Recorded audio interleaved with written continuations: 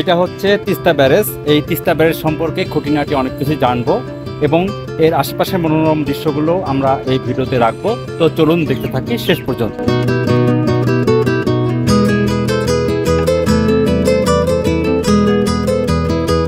এই যে তিস্তা নদী, এই দিকে উত্তরে প্রায় 10 কিলোমিটার উজানে ভারত সীমান্ত দিয়ে তিস্তা বাংলাদেশে প্রবেশ করে এই পানির প্রবাহ ওই যে সামনে তিস্তা ব্যারেজে গিয়ে নিয়ন্ত্রিত হয়ে পশ্চিম দিকে আলাদা একটি ক্যানেলের মাধ্যমে কৃষি জমিতে পানি সরবরাহ করা হয়। এটি বাংলাদেশের বৃহত্তম নদী নিয়ন্ত্রিত সেচ প্রকল্প। 1990 খ্রিস্টাব্দে উদ্বোধন করা হয়। লালমনিরহাট জেলার হাতীবান্ধার দোয়ানির এই স্থানটিতে ব্যারেজটি স্থাপন করা হয় মূলত বিপুল পরিমাণ কৃষি জমিতে পানি সরবরাহ ও দেশের বন্যা নিয়ন্ত্রণে ভূমিকা রাখতে। ব্যারেজটি দেখছেন, এটির দৈর্ঘ্য 615 মিটার। এখানে 44টি গেট আছে। এসব গেট দিয়ে পানি নিয়ন্ত্রণ করা হয়। আর এসব নিয়ন্ত্রিত পানি এই যে ক্যানেলের সাথে যুক্ত সুইচ গেটটি সেচ প্রকল্পেরই একটি অংশ। এই ক্যানেলের মাধ্যমে বর্তমানে কার্যকরভাবে প্রায় 2.5 লক্ষ হেক্টর জমিতে পানি সরবরাহ করা হয়। আমরা এখন ব্যারেজের উত্তর দিকে আছি। এই যে রাস্তাটি দেখছেন, এই রাস্তা দিয়ে সৈয়দপুর যাওয়া যায়। আর পাশে এই যে ভিআইপি রেস্ট হাউস পানি উন্নয়ন বোর্ড কর্তৃক পরিচালিত। এখানে থাকতে হলে আগে থেকে বোর্ড কর্তৃপক্ষের সঙ্গে যোগাযোগ করতে হয়।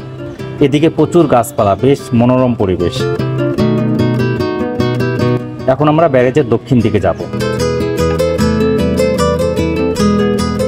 এই যে ক্যানেলের উপরে ছোট সুইচ গেটটি দেখছেন, নদীর এই নিয়ন্ত্রিত পানি এই দিক দিয়ে এই ক্যানেলের মাধ্যমে কৃষি জমিতে সরবরাহ হয়।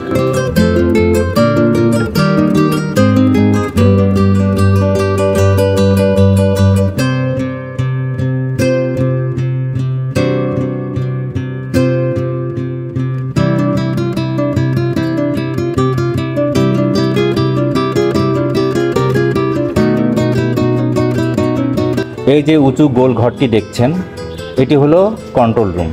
পানির নাব্যতা ও প্রবাহের উপর ভিত্তি করে ব্যারেজের ও সুইচ গেটের কোন গেটটি খোলা থাকবে বা কতটি গেট খোলা থাকবে, কয়টি বন্ধ থাকবে, সব কিছু এখান থেকে কন্ট্রোল করা হয়। ভারতের গজলডোবা ব্যারেজের সাথে এই কন্ট্রোল রুমের ওয়্যারলেস যোগাযোগ রয়েছে বলে জানা যায়।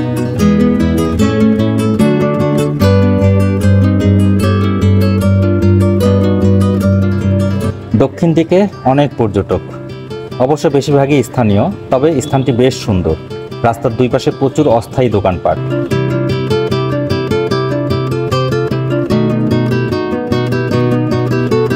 বেশিরভাগই ফুচকার দোকান। তবে নদীর তীর ঘেঁষে এই যে ফুচকার দোকানগুলো সত্যি পর্যটকদের আকর্ষণ করে।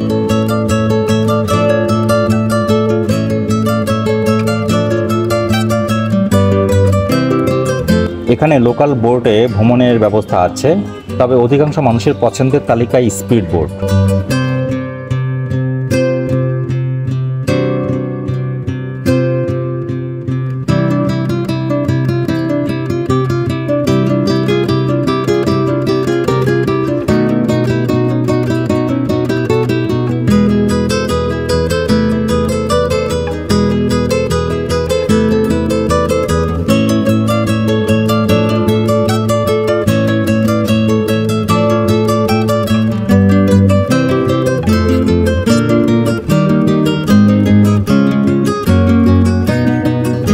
ব্যারেজের দক্ষিণ দিকে এসে বোঝা গেল যে বর্তমান সবগুলো গেটই খোলা আছে।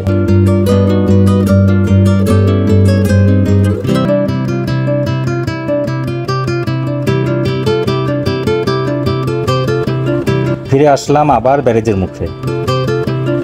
এই দিক দিয়ে ব্যারেজের ওপারে যাওয়া যাবে। এই পথেই লালমনিরহাট যাওয়া যায়।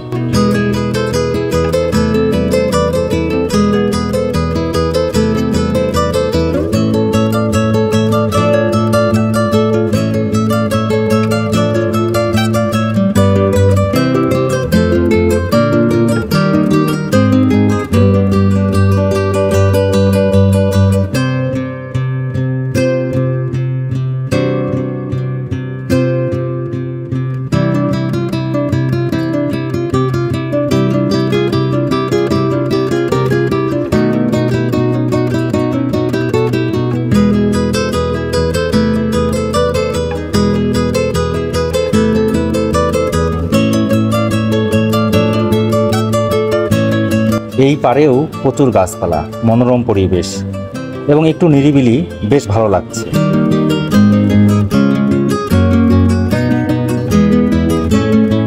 আমরা আবার ফিরে আসলাম ব্যারেজের উত্তর দিকে, এই পথেই ফিরে যাব।